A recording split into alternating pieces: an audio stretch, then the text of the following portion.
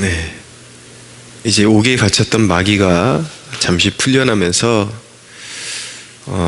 세상 백성들을 미혹해서 이제 하나님의 교회에 최후의 대항을 하게 만듭니다.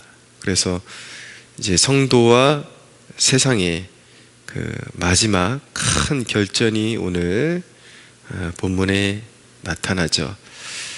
흔히 곡과 마곡의 전쟁이다, 그렇게 표현을 하고 있는데, 자, 우리가 여기서 배우게 되는 교훈은 무엇이냐면, 마지막 때가 임박할수록 교회를 향한 세상의 적대감은 더욱 노골적이고 선명하게 될 것이다 라는 것입니다. 세상이 굉장히 복잡하고 복합적인 요소로 흘러가는 것 같습니다.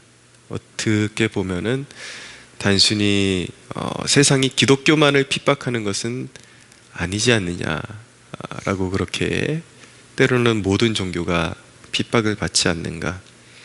근데 계시록을 보면은 그런 어떤 악의 존재들까지도 서로 해하고 질투하고 그렇게 발로 밟는 것을 볼 수가 있습니다.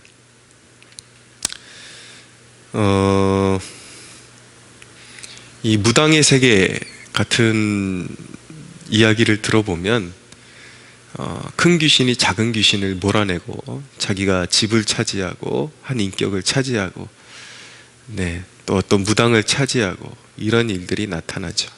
그래서 단순히 다른 종교들도 핍박을 받는다라는 것이 그들이 진리에 서 있다라는 것을 증거해 주는 것은 아니다라는 것을 알게 됩니다. 그러나 분명한 것은 지금 우리나라 이 현실 세계만 봐도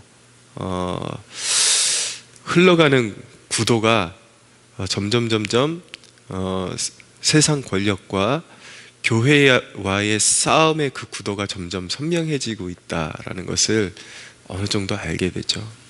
그런 어떤 처리되는 그런 입법화되려고 하는 그런 법안들, 우리 기독교인들이 지금 험하게 싸우고 있는 그런 몇 가지 법안들, 그리고 지금 세상이 돌아가는 시류, 이런 것을 보면 점점 세상 권세와 그리고 하나님의 백성들이라는 구도가 점점 심해진다라는 것을 알게 됩니다. 이것은 마지막 때의 전형적인 현상입니다.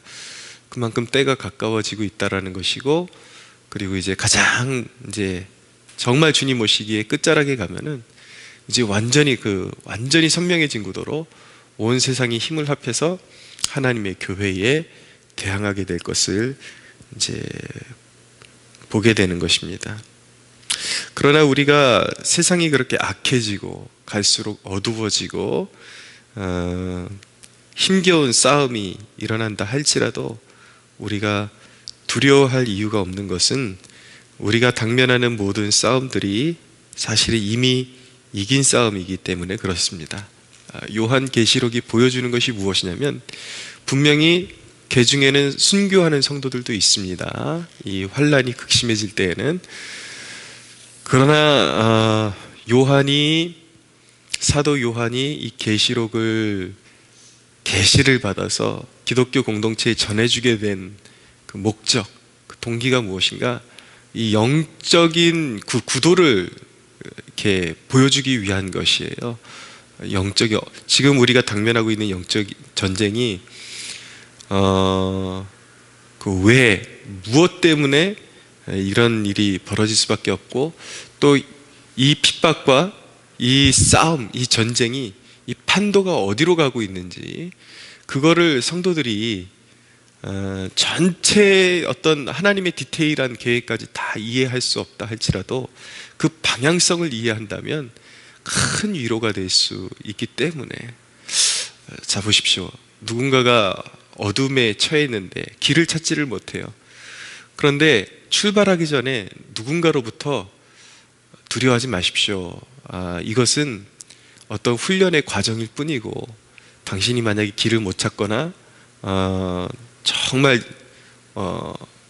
어려움이 극도로 치닫게 돼서 당신 힘으로 빠져나가지 못하게 될 때는 안내자가 분명히 올 것이고, 아니면 분명히 조금 찾다 보면 길이 열릴 것입니다. 그러니까 두려워하지 말고 이 길을 걷는 걸 두려워하지 마십시오 라고 그렇게 신신당부를 했다면, 믿을 만한 존재가 그랬다면, 그 사람이 그 인생의 도상 가운데 아무리 암담하고 어려운 일을 만나도 이건 이미 우리가 승리한 게임이고 분명히 조금만 더 가면 끝이 보이고, 아니면 우리가 길을 찾지 못하고 정 헤매이면 분명히 안내자가 올 거야.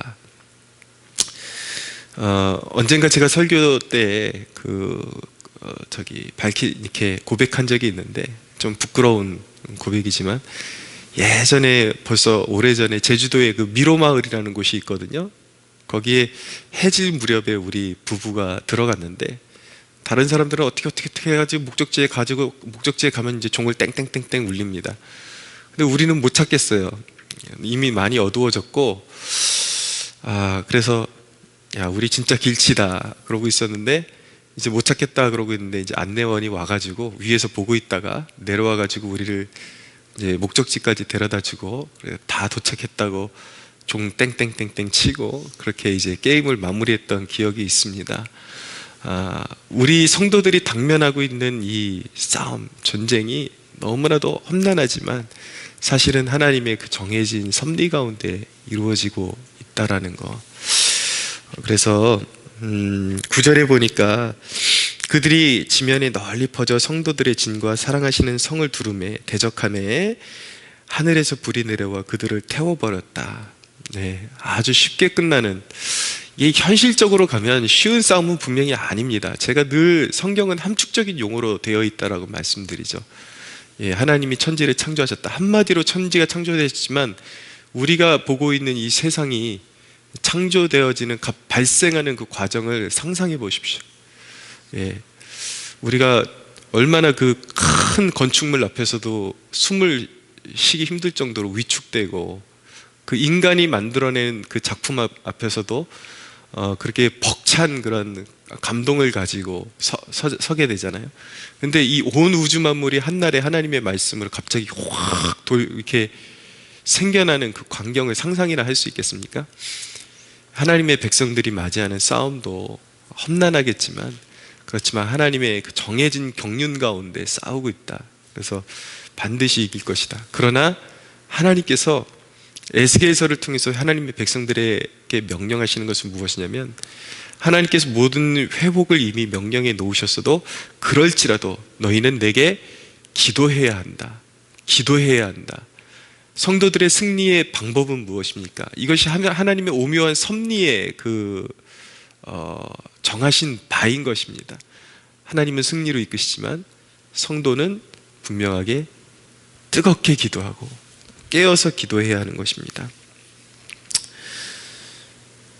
우리의 인생 가운데 이 곡과 마곡의 전쟁이라는 것을 인류 역사의 어느 시점에 나타날 아주 큰 전쟁이라고만 생각하지 마십시오. 성경은 지금 우리 삶을 살고 있는 현 시점에서도 이것을 적용하고 승리하도록 우리에게 주신 책이 바로 성경입니다.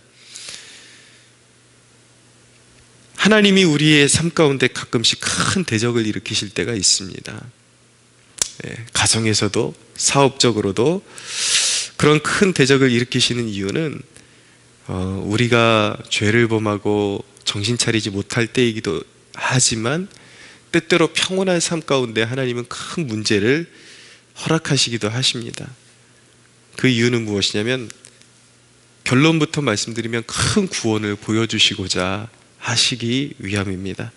먼저 잠들어 있는, 영적으로 좀 평안할 때에 우리가 나태해질만 하면 우리를 깨우시고 하나님의 전능하신 능력을 알게 하셔서 더 믿음에 장성한 사람들로 만들어 가시기 위해서 하나님은 가끔씩 평온한 중에도 큰 문제를 우리 앞에 끌어오시기도 하십니다. 그러나 두려워하지 마십시오. 그것은 하나님의 전능하심을 보이시고 우리를 더 나은 사람들로 빚어가시기 위해서 허락하신 상황이에요. 분명한 것은 하늘에서 불이 내려서 그들을 소멸하신다고 말씀하고 있습니다. 싸움은 우리의 것이 아니다. 영적인 전쟁은 우리에게 속한 것이 아니다. 그것을 깨닫고 문제가 오면 가장 좋은 것은 문제가 오기 전에 늘 깨어있는 것이고, 그러나 좀 나태해졌다 싶을 때에 그런 문제가 오면 그 어느 때보다도 납작 엎드려서 주여 내가 잠들어 있었나이다 회개하고 하나님 앞에 간절하게 도움을 구하면 반드시 구원을 이루시는 우리 좋으신 하나님이라는 것을 항상 기억하십시오. 이제 마귀가 불못에 던져집니다. 정말 이제 인류의 역사의 대드라마에 막을 내리게 됩니다.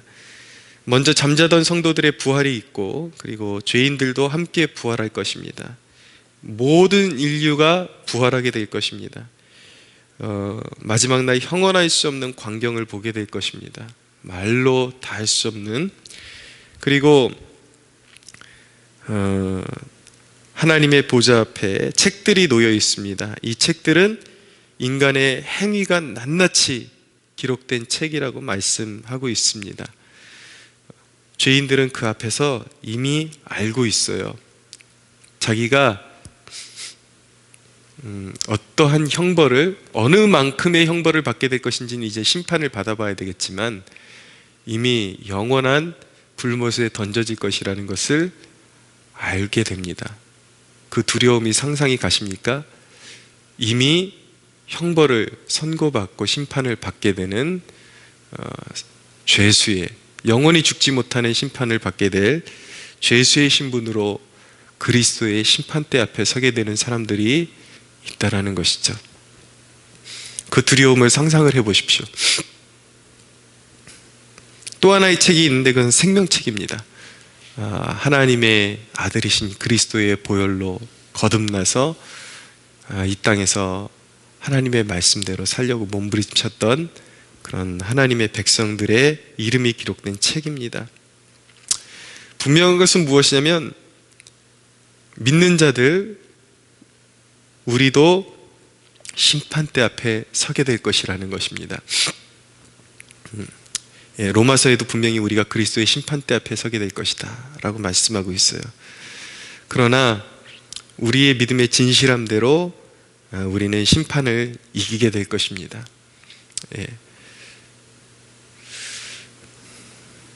기억해야 할 것이 있습니다. 그것은 무엇이냐면 우리의 행위도, 믿는 자들의 행위도 낱낱이 기록되어 있다라는 것입니다.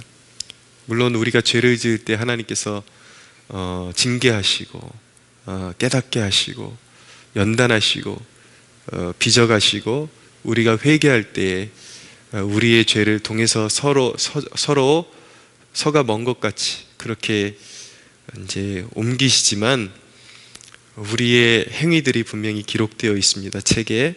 근데 그것은 이제 우리에게 상급을 주시는 그러한 심판이 되겠죠. 주님의 이름으로 감당한 작은 일들도 주님께서 분명히 상 주십니다. 성경에 주님을 섬기는 작은 자들에게 냉수 한 그릇이라도 대접한 것 하나님이 잊지 않고 상을 베푸시겠다라고 말씀하고 있습니다. 그런 말씀을 남기신 것은 무엇인가? 이유는 하나님의 이름으로, 주님의 이름으로 작은 일을 감당한 것도 그렇게 상 주시는데 이 땅에 살아갈 때에 인생을 낭비하지 말고 그 상 주심을 바라보면서 늘 선한 일에 힘쓰라, 선한 싸움을 싸우라 라는 격려인 것입니다. 그런데 한 가지 주의할 것이 있습니다. 우리는 어차피 상을 받을 사람들이니까 라는 그런 부주의한 생각을 가지고 우리의 삶에 방종이나 그런 방탕으로 떨어지는 것을, 빠지는 것을 하나님은 눈 감아 주시지 않는다라는 것입니다.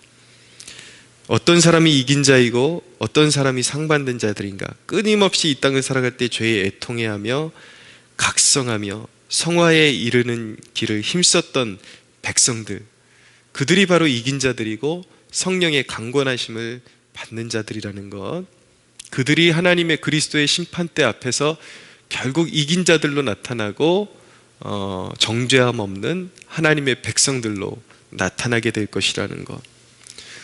하나님은 만홀히 여기는 분이 아니라고 말씀하고 있습니다.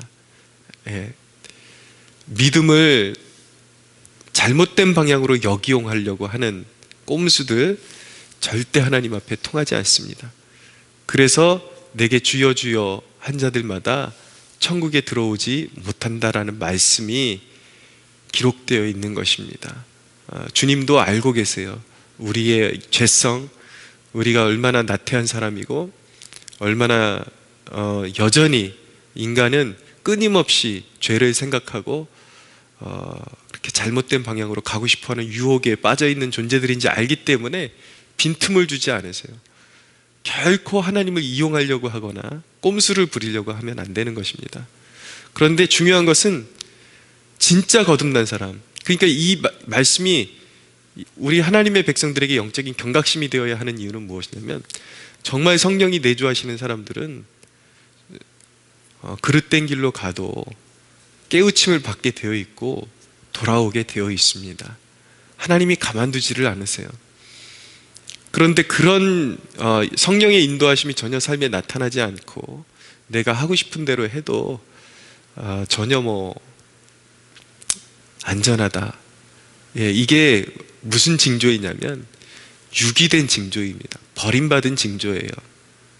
그러니까 여러분, 혹여나 잠들어 있고, 제가 늘 말씀드리지만 안일한 어떤 잘못된 그런 자부심, 믿음 때문에 교회도 나가지 않고 깨어서 기도하지도 않고 하나님 나라에 헌신하지도 않고, 그러고 있으면서 어디서 잘못된 그런 신앙에 대한 교훈을 주는 유튜버들의 그런 영상들만 잔뜩 보고 헛된 자부심에 붙잡혀가지고 나중에 주님의 보좌 앞에 가서 나는 너를 모른다라고 그렇게 낭패보지 마시고 깨어나십시오.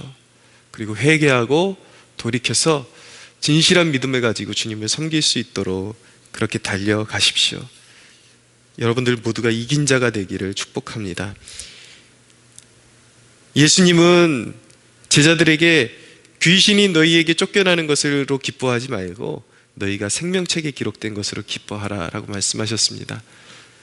그 시대가 도래했을 때 상상을 해보십시오.